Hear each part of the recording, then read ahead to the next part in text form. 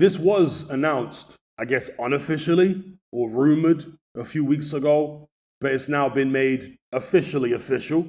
And that is that Joyce will face Zhang on April 15th at the Copper Box Arena in London. I think this is a perfectly acceptable treading water fight for Joyce. He is mandatory. Well, actually, isn't he interim champion or something with the WBO? So it's a perfectly acceptable treading water fight for him. And it's not without danger. Zhang can punch. He had an extensive amateur career.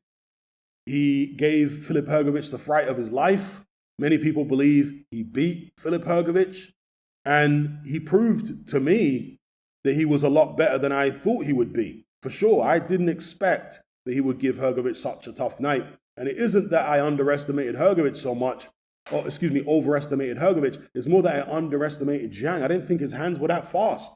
I didn't think his counterpunching skills on the front foot were that good. So he surprised me with some of his ability and skills for such a big man. So yeah, I think it's a perfectly reasonable fight for Joyce at this stage. And people talk about Joyce's chin. I've made several videos in the past about it. And my take on it is his chin hasn't been tested as a pro to the extent necessary for, at least by my definition, to say that he's got an iron jaw. To me, an iron jaw is George Chuvalo. To me, an iron jaw is Oliver McCall. They fought the biggest punchers in the game, and they never left their feet. Whereas with Joyce, he hasn't faced the biggest punchers in the heavyweight division. When he fought, and Eddie Hearn pointed this out, by the way, the other day, so kudos to him for noticing this and acknowledging it. He mentioned the fact that Joyce never got hit with any real clean power shots from Daniel Dubois, because Daniel Dubois, of course, can punch, but he never really caught Joyce like that. So people are acting like Joyce came through a firestorm against Daniel Dubois and took all his best shot. That didn't happen. Joyce outboxed him behind the jab and mashed up his eye and caused Daniel Dubois to quit. But he never took loads of clean power shots from Daniel Dubois on the chin in that fight. You see, against Joseph Parker, he took some big shots, but he wasn't getting hit like that against Dubois. And how hard does Parker really hit? Look, Parker has got some power there for sure. He's not feather-fisted. But I remember when Joseph Parker fought Andy Ruiz, never put a dent in him. Andy Ruiz obviously does have a good chin. But he also fought a former sparring partner of his in Razvan Kajanu. And Kajanu has been knocked out early on multiple occasions in his career, including prior to facing Joseph Parker. I think a couple years prior it was.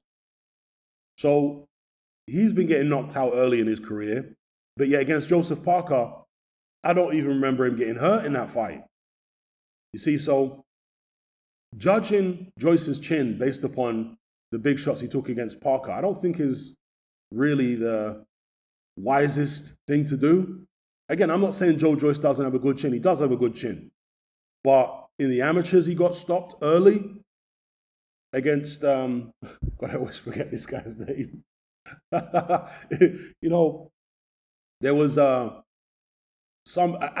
terrible with names sometimes, but there was a friend of mine whose cousin, I could not remember her name for the life of me for years. This was going on for years. Every time I would see her, I'd be like, what's your cousin's name again? I cannot remember her name.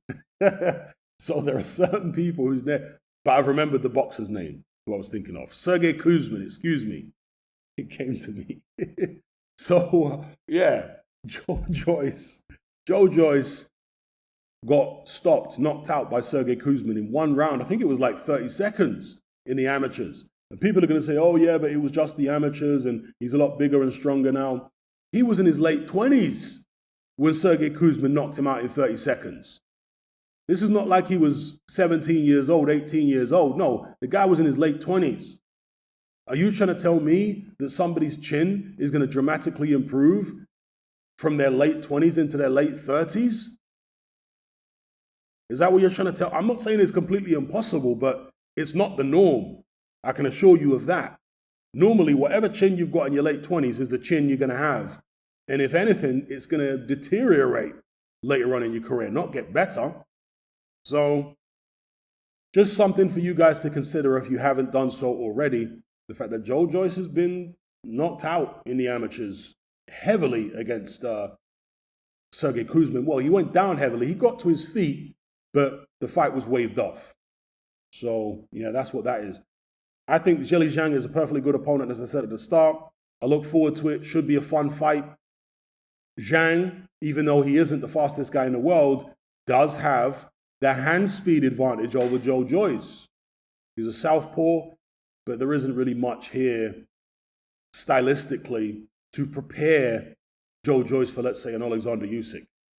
Zhang is nothing like Usyk, other than the fact that he's a southpaw. He's just, yeah, that's where the similarities end. He's much taller, he's much slower of hand and foot, much more hittable, fights more square on, etc., etc., etc. This is probably going to be really exciting. Unless Joe Joyce decides to get behind the jab. It's very difficult to jab against southpaws because the lead hands clash. Southpaws obviously are used to fighting orthodox because virtually everybody they fight is an orthodox. So they learn how to land their jabs even though the lead hands are clashing with the orthodox. But with orthodox fighters, they find it much more difficult. They're not as accustomed to having to deal with those clashing lead hands. And therefore, you often find with orthodox fighters, when they face a southpaw, the number of jabs they throw goes down dramatically.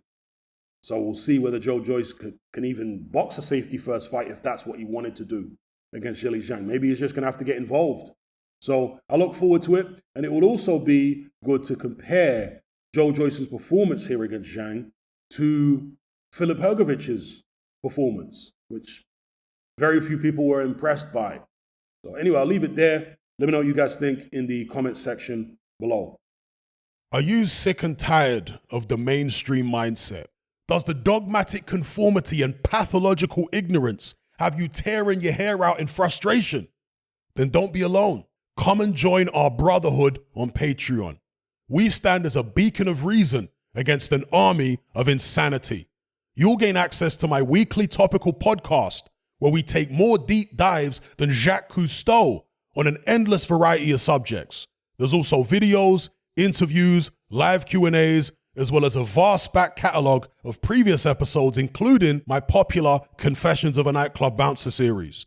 You can listen via the Patreon app or download in high-quality MP3. Connect with myself and hundreds of other members in our Element chat group. There's no contract, no commitment, you can cancel at any time, and it's cheaper than a Mickey D's McMuffin. Just head to my Patreon page via the link below this video and select the tier called the Brotherhood of Reason. I'll see you over there.